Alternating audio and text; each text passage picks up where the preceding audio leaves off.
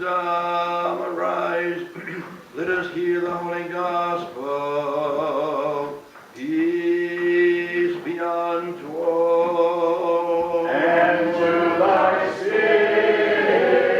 The reading is from the holy gospel according to St. John. Let us be attentive.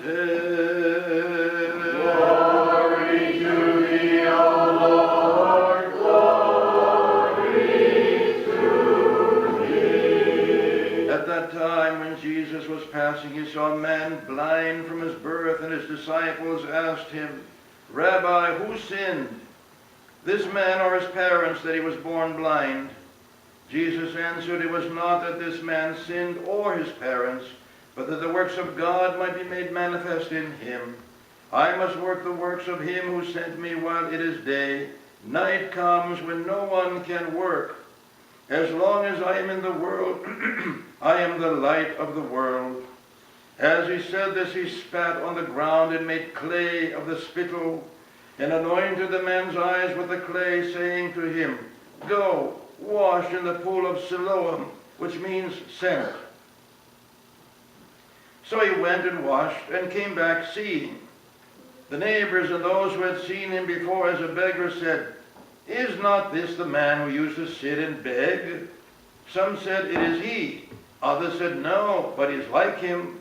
He said, I am the man. They said to him, Then how were your eyes opened? He answered, The man called Jesus made clay and anointed my eyes and said to me, Go to Siloam and wash. So I went and washed and received my sight. They said to him, Where is he? He said, I do not know.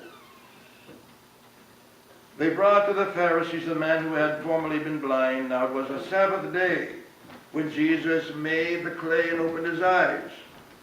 The Pharisees again asked him how he had received his sight, and he said to them, He put clay on my eyes, and I washed, and I see.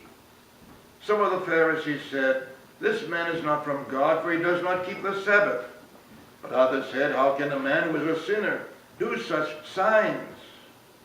There was a division among them. So they again said to the blind man, What do you say about him, since he has opened your eyes?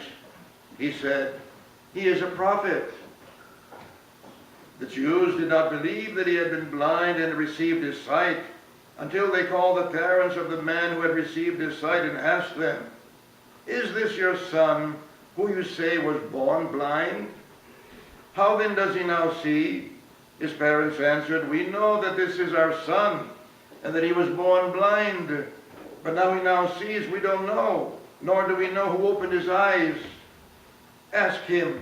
He is of age. He will speak for himself. His parents said this because they feared the Jews. For the Jews had already agreed that if anyone should confess him to be Christ, he was to be put out of the synagogue. Therefore his parents said, He is of age. Ask him. So for the second time they called the man who had been blind and said to him, Give God the praise. We know that this man is a sinner.